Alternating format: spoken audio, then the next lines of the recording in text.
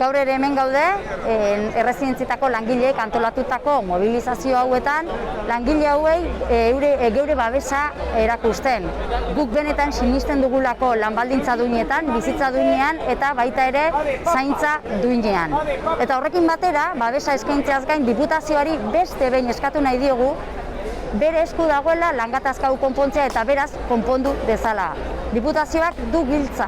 Langile hauek azpikontratatutako enpresetakoak izan arren, arduradun zuzena bera dalako eta beak baliabideak jartzen baldin baditu langatazka hau konponduko delako, langile hauek lanbaldintza duinak izango dituztelako eta gure adinekoek zaintza duina izango dutelako.